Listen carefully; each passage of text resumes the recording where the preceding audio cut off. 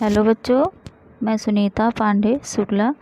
मैं triple MA BEd TET CTET qualified आप सभी बच्चों का हृदय से अभिनंदन करती हूँ। आज हम लोग पढ़ने चल रहे हैं NCERT पुस्तक का लेसन 2 संस्कृत पुस्तक है, तो संस्कृत पाठ का पाठ संख्या 2 यानी 2, जिसका नाम है बिलस्य वाणी न कदापि में श्रुता। बिल जिसका अर्थ होता है बिल की वाणी यानी आवाज़ को मैंने कभी भी नहीं सुना। ये इस चैप्टर के नाम का अर्थ है। ठीक है, अब इस चैप्टर में कहाँ से लिया गया है, इसके राइटर कौन है, थोड़ा ये समझ लीजिए। प्रस्तुत पाठ संस्कृत के प्रसिद्ध कथा ग्रंथ पंचतंत्र के तृतीय तंत्र काकोलुकीयम से संकलित है, यानी लिया गया है। पंचतंत्र के मूल लेखक का नाम विष्णु शर्मा है। इसमें 5 खंड हैं जिन्हें तंत्र कहा गया है। इसमें पद्य और गद्य रूप में कथाएं दी गई हैं, जिनके 5 जो है मुख्यतः पात्र जो हैं वो पशु पक्षी के रूप में देखने को मिलते हैं। ठीक है, अब हम लोग चलते हैं चैप्टर की तरफ। देखिए यहाँ पर कश्चित् वने खरनखरा नाम सिंह प्रतिवसति स्म, जिसका अर्थ हुआ कि इसका क्या अर्थ है, किसी वन में खरनखर नाम का सिंह यानी लायन रहता था। ठीक, स कदाचित इतस्ततः परिभ्रमन् श्रुधार्तः न किश्चित् अपि आहारं प्राप्तवान्। किसी समय भूख से व्याकुल होकर इधर उधर घूमते हुए उसे कुछ भी भोजन प्राप्त नहीं हुआ। किसको भोजन प्राप्त नहीं हुआ? सिंह को। सिंह घूम रहा था और उसको आहार कोई भी प्राप्त नहीं हुआ। जंगल में घूमता रहा लेकिन उसे कोई आहार प्राप्त नहीं हुआ। तब क्या होता है जब आहार नहीं प्राप्त हुआ? तब देखिए, ततः सूर्यास्त समय एकां महती गुहां दृष्ट्वा स अचिंत्यत। तब शाम हो तब सूर्य के अस्त होने का जब समय हो गया तो एक विशाल यानी बड़ी गुहा मतलब गुफा दिखाई दी उसे। तो उसने मन में गुफा को देखकर अचिंत्यत सोचा, नूनम इतस्यां गुहायां रात्रो को अपि जीव आगच्छति। उन्होंने सोचा निश्चित ही इस गुफा में रात्र में कोई ना कोई प्राणी तो आएगा ही, कोई जीव तो आएगा ही। अतः अत्रैव निगूढ़ो भूत्वा तिष्ठामि इति। तो अतः मैं यहाँ पर छिप सकता हूँ, बैठ सकता हूँ छुपकर या छिप सकता हूँ, ये उसके मन में आया। शॉर्ट में देखिए, किसी वन में खरनखर नामक सिंह यानी लायन रहता था और वह बहुत समय से भूखा था और भूख मिटाने की तलाश में इधर उधर जा रहा था और उसे भोजन फिर भी नहीं प्राप्त हुआ। तब उसने सूर्य अस्त का जब समय हो गया तो वहाँ पर एक पास में गुहा यानी गुफा बड़ी दिखाई दी और वह सोचने लगा कि क्यों निश्चित ही इस गुफा में रात्र में कोई ना कोई जीव जरूर आएगा, यानी कि मेरे भोजन की व्यवस्था हो जाएगी। तो अतः मैं यहीं पर उस छुपकर जीव का वेट कर सकता हूँ, इंतज़ार कर सकता हूँ और अपनी तृष्णा को मिटा सकता हूँ, भूख को मिटा सकता हूँ, ऐसा सिंह ने सोचा।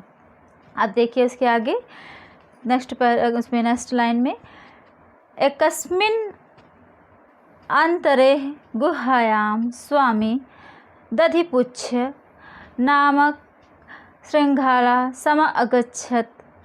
स च यावत् पश्यति तावत् सिंह पद्यति गुहायां प्रविष्टाः दृश्यते न च बहिरागताः। यहाँ तक देखा आपने पढ़ा। अब इसका पहले मीनिंग समझिए, फिर आगे इसके बताते हैं। इसी बीच गुफा के जो मालिक है दधिपुच्छ, जो नाम का एक गीदड़ है। श्रृंगाल मतलब गीदड़ आ गया। सच यावत पश्यति, वह जैसे ही वह देखता है कि तावत सिंह पद्यति गुहायां प्रविशति दृश्यन्ते, सिंह के पैरों का निशान गुफा में जाते हुए दिखता है। देखो ये सिंह के पैरों का निशान गुफा में जाते हुए दिख रहा है ना। तो ऐसा जब गीदड़ ने देखा, लेकिन ना च बहिरागता, लेकिन कहीं पर भी बाहर आते हुआ सिंह का पैर नहीं दिखाई दे रहा है। ऐसा उसने विचार किया, सोचा। श्रृंगालः अचिंत्यत, श्रृंगाल यानी गीदड़ सोचने लगा कि अहो अनिष्टो अस्मि, यानी कि निश्चित ही कुछ अनिष्ट है, मुझे कुछ सोचना पड़ेगा। अगर मैं अंदर गया तो मैं मर सकता हूँ, कुछ अनिष्ट हो सकता है मेरे साथ, क्योंकि सिंह अगर अंदर है तो मैं जाऊँगा तो फिर मेरे साथ गड़बड़ कुछ हो सकता है। तो इसीलिए उसने वो सोच में पड़ गया। नूनम अस्मिन् बिले सिंह अस्तीति तर्कयामि ततः किम करवाणी। गीदड़ जब उसने सोचा कि अंदर मतलब मैं अंदर जाऊंगा तो कुछ अनिष्ट हो सकता है, तो उसने नूनम अस्मिन, अवश्य ही इस बिल में शेर है, ऐसा उसके दिमाग में फिट हो गया। सोचने लगा कि ज़रूर ही इसमें शेर है और ऐसा मैं मानता हूँ।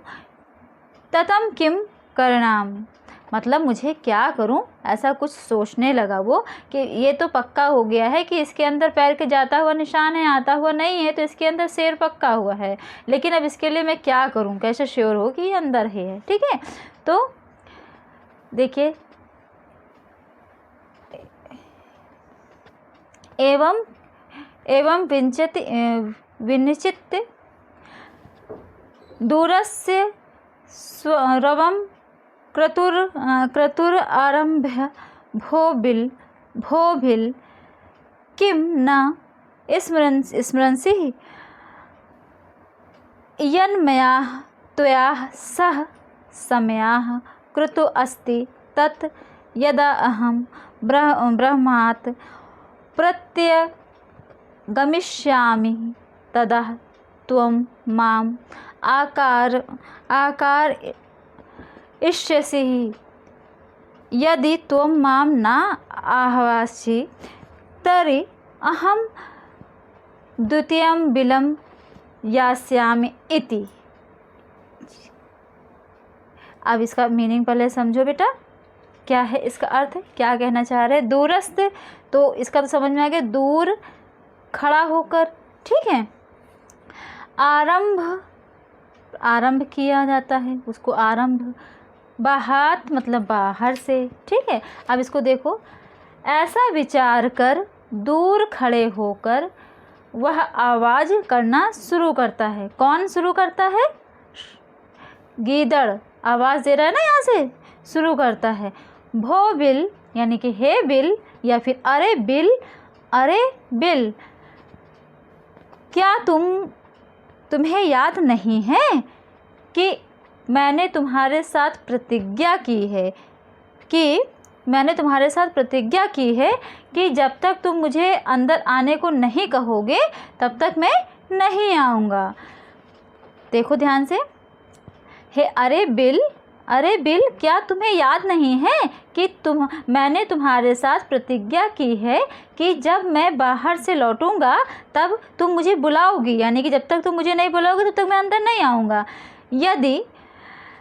यदि तुम मुझे नहीं बुलाते हो तो फिर मैं दूसरी बिल में चला जाता हूँ। अगर मैं नहीं बुलाना चाहती हूँ तो मैं दूसरी बिल में चला जाता हूँ। ऐसा गीदड़ बिल से बोलता है। वो क्यों बोलता है बिल से? वो इसलिए बोलता है कि शेर को भ्रमित करने के लिए और अपने जो मन का जो शंका है उसके समाधान के लिए वो ऐसा बोलता है। चलिए देखिए आगे। अथ एतस्य श्रुत्वा सिंहः अचिन्त्यत् नूनम् एषा गुहां स्वामिनः सदा समाहवां करोति परन्तु मदभयात् न किंचित वदति। मतलब वो जो सिंह है वो भ्रमित हो गया, गीदड़ की बात में आ गया। उसके बाद उसको लगता है कि इसके बाद ऐसा है कि इसके बाद यह सुनकर सिंह सोचने लगा कि जो है अवश्य ही यह गुफा जो है अपने स्वामी को सदा बुलाती रही होगी, परंतु मैं शेर हूँ, चूँकि जंगल का राजा हूँ, तो जो है मेरे डर के नाते ये आवाज़ नहीं दे पा रहा होगा। ऐसा सिंह जो है विचार करने लगा, सोच में पड़ गया। तो यहाँ तक हो गया। अब देखो यहाँ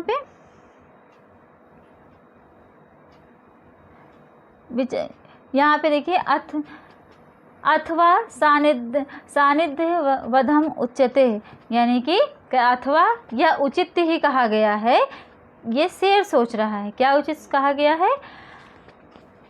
भय संत्रस्त मनसाम हस्तपाद आदिकाम क्रियां प्रवन्ते न वाणी च वे पथुश्च च अधिको भवेत।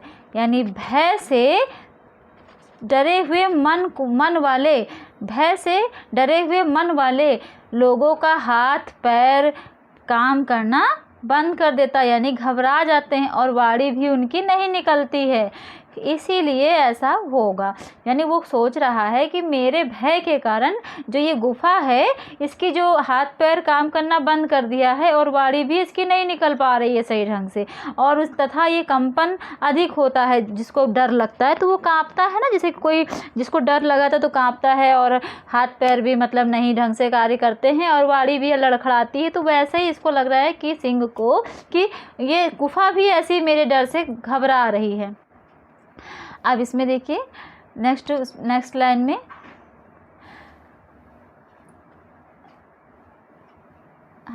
देखिए तद अहम अस्य आवाहम करोमि, तो मैं इसे बुलाता हूँ। तद अहम, तो मैं इसको आवाज़ दे देता हूँ, बुला लेता हूँ।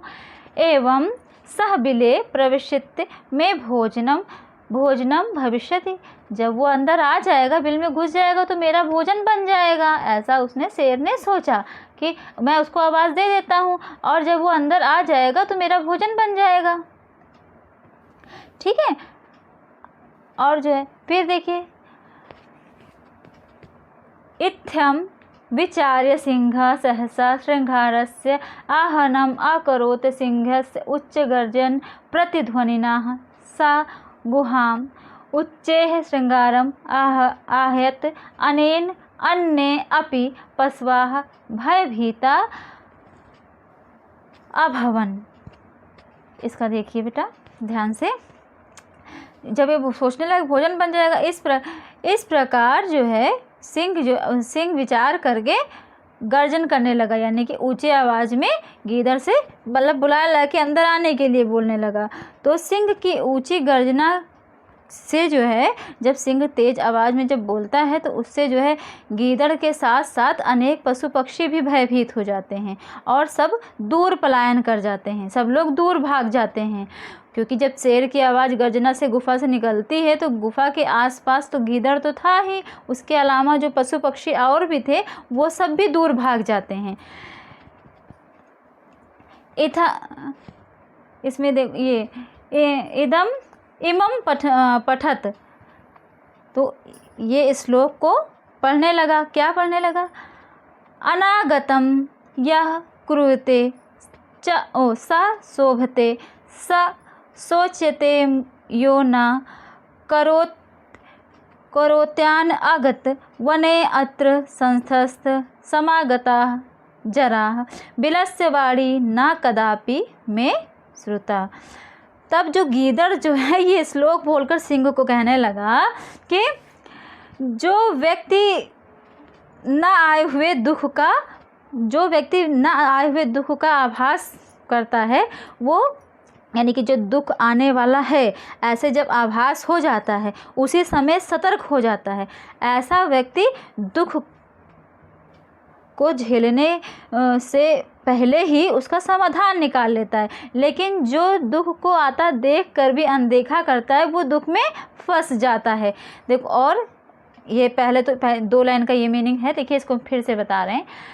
जो भविष्य में आने वाले विपत्ति के निवारण का उपाय करता है वह संसार में अपने आप को बचा लेता है और शोभा पाता है, अर्थात मतलब उच्च स्थान को प्राप्त करता है।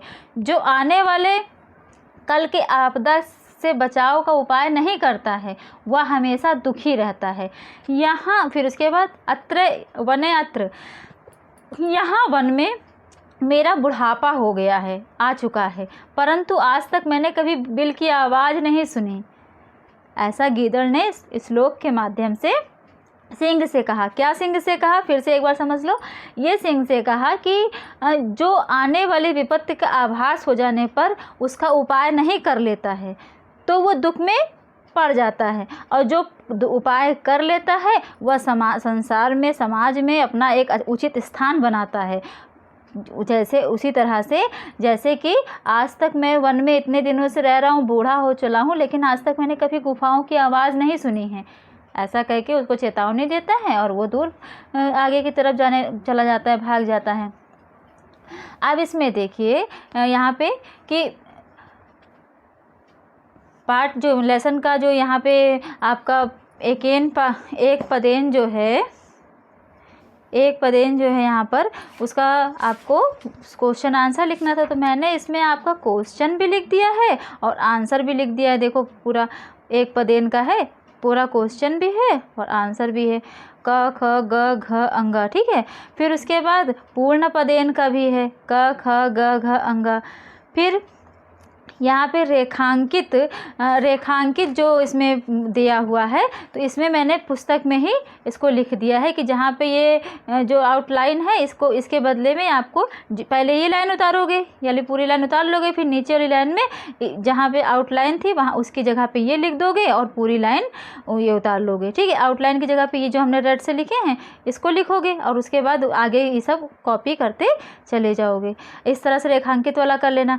फिर उसके बाद ये घटनाक्रम के हिसाब से जो आपको ये लाइनें लिखनी है, तो इसमें भी आपको सेम ऐसे ही करना होगा। पहले तो आपको ये उतारना होगा, ये वाली जो लाइनें हैं इसको आपको उतारनी होगी। एक लाइन ये उतारोगे, फिर उसके बाद एक लाइन ये उतारोगे, फिर एक लाइन जो ये देखिए पहली लाइन में यहाँ पर पहला कौन सा है, ये का मैंने लिखा है ना, तो आपको ये लाइन पहले उतारनी पड़ेगी, यानी कि पहले ये घटना घटी, फिर ये उतारोगे। फिर दूसरी बात है कि दूसरी वाली लाइन उतार सकती हूँ। हाँ, एक तरीके से और हो सकता है कि इसको आप पहले क्या करो कि ये गलत वाली लाइनें पूरी उतार लो, फिर उसके बाद उत्तर लिखो।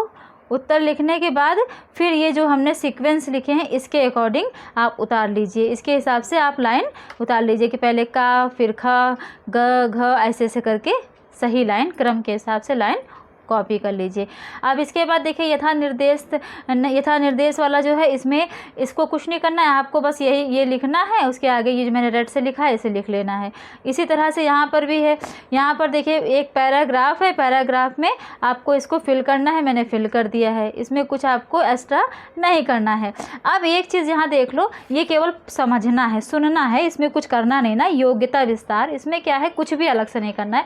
ग्रंथ परिचय, यहाँ पे देखो ग्रंथ परिचय है ना, तो विष्णु शर्मा ने राजा अमर शक्ति के मूर्ख पुत्रों को कुशल राजनीतिक बनाने के उद्देश्य से कथाओं के संकलन के रूप में पंचतंत्र की रचना की थी। इसमें मित्र भेद, मित्र संप्राप्ति, काकोलिकीय, लब्ध प्रणास तथा अपरीक्षित कारक, इन 5 खंडों में कुल 70 कथाएं तथा 900 श्लोक हैं। श्लोकों में प्रायः तर्कपूर्ण नीति श्लोक प्रस्तुत है। पंचतंत्र का अनुवाद 4th शताब्दी के आसपास ईरान की पहलवी भाषा में हुआ था। इसी के आधार पर विदेशी भाषाओं में इसके अनेक अनुवाद हुए। काकोलुकियम पंचतंत्र का 3य तंत्र है और इसका नाम काक और उलूक की मुख्य कथा के कारण इसका नाम ऐसा पड़ा। अब देखो यहाँ व्याकरण, यहाँ पे अव्यय, अव्यय जो है संस्कृत के दो प्रकार के शब्द हैं, एक विकारी और दूसरा अविकारी। जो विकारी शब्द होते हैं वो जैसे संज्ञा, सर्वनाम, विशेषण, क्रिया शब्द जो होते हैं ये विकारी शब्द होते हैं, जैसे कि बालक, सह, शुक्लाः, गच्छति, ये सब क्या है? विकारी शब्द हैं। लेकिन जो अविकारी शब्द हैं, देखो मैंने अविकारी लिख भी रखा है शब्द का उदाहरण। आप सभी से एक चीज़ खाली मैं चाहूँगी कि आप सभी अपने दोस्तों को, मैक्सिमम दोस्तों को ये वीडियो शेयर करिए और मेरा जो चैनल है उसको सब्सक्राइब कर लीजिए, साथ में जो बेल आइकन है उसको ज़रूर प्रेस करिए।